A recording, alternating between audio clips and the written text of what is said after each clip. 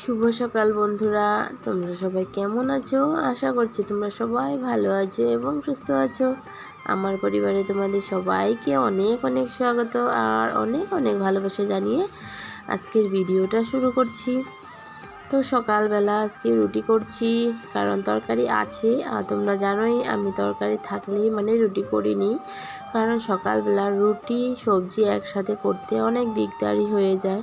তো যদি রাত্রের আগের দিন রাত্রে যদি কোনো সবজি থাকে তাহলে কিন্তু আমি রুটি করি, আর না হলে চাউমিন, পাস্তা সুজি ওরকম কোনো কিছু করিনি। তো কালকে রাত্রে সবজি আছে, তো তার জন্য আজকে করে নিচ্ছি রুটি, আর রুটি খাওয়া হবে। তো অক্ষয় পাপা জানো তো আজকে কতদিন থেকে কাজ নেই, ঘরেই আছে।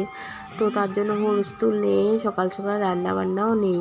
আর যখনই কাজে যায় আর কি, তখনই সকালে রান্নাটা থাকে, সকালবেলা ভাত বসাতে হয়। আর ও কাজে যখন যায় না, ঘরেই থাকে, তখন রান্নারও কোনো চাপ থাকে না, সকালবেলা ভাত টাত বানানোরও কোনো চাপ থাকে না। কি একটা টেনশনের মধ্যে পড়ে গেছি জানো তো, আজকে কতদিন হয়ে গেছে ওর কাজই নেই, কাজ হচ্ছে না, জানি না কেন, কি হয়েছে বুঝতে পারছি না। তো যখনই কাজ থাকে না তখনই কিন্তু সত্যি কথা অনেক টেনশন হয়ে যায়, যেহেতু আমরা মধ্যবিত্ত পরিবারের।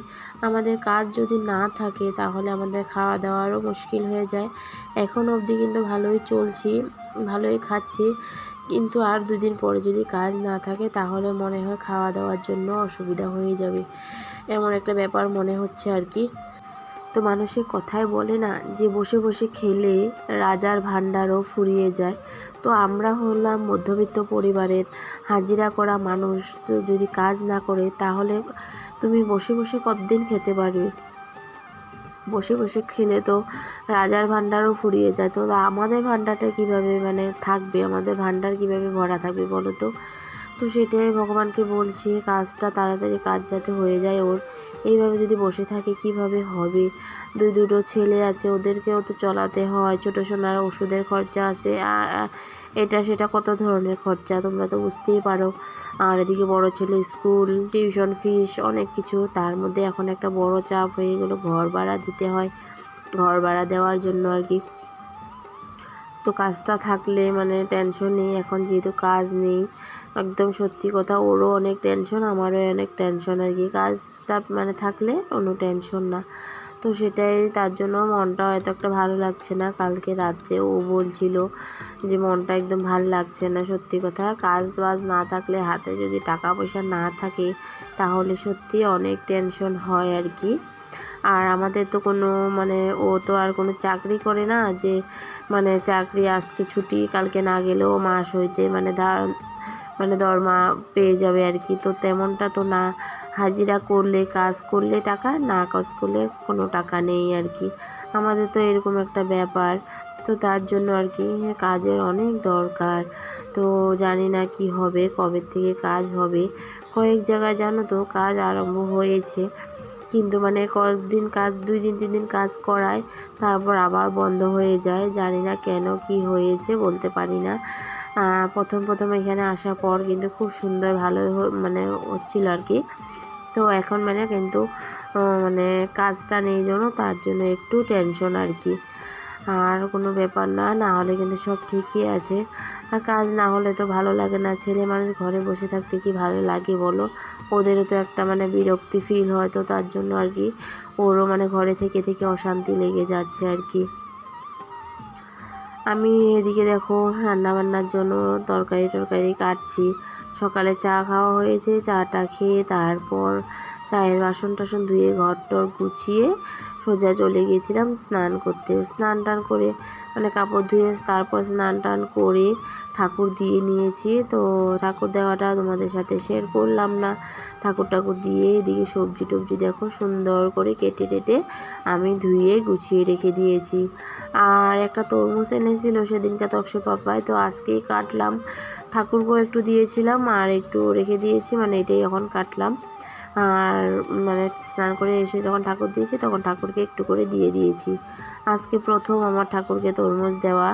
আর ঠাকুরকে কিন্তু এখনও আমি আম দিতে পারিনি, তখন তার জন্য মানে কি আমাদের আম এখনও আনা হয়নি।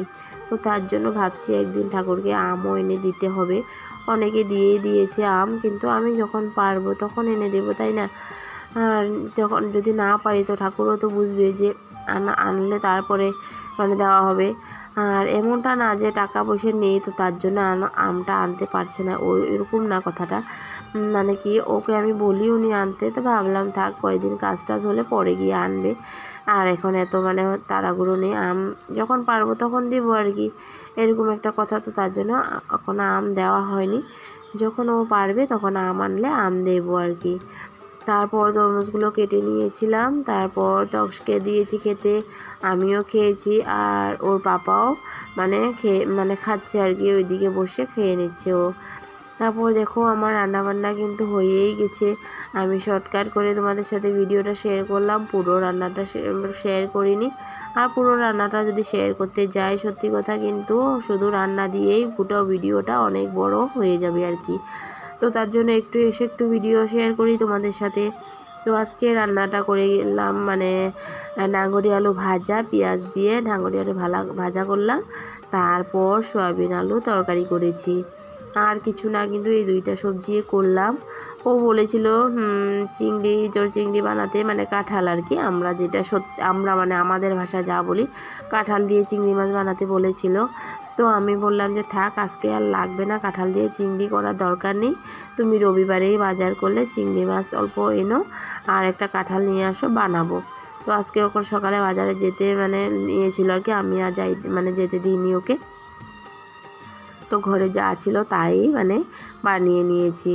আর তরকারিতে কিন্তু আমি কোনো মানে বাটা মশলা দিইনি, শুধু গুঁড়ো মশলা দিয়েই, গুঁড়ো মশলাটা একটু জলের মধ্যে মিক্স করেই মানে বানিয়ে নিয়েছি আর কি সবজিটা। আর বাটা মশলা দিলে জানো তো সবজিটা মানে একটু বেশি মশলা হয়ে যায়, আর গরমের মধ্যে এত মশলা খেতে কিন্তু ভালো লাগে না।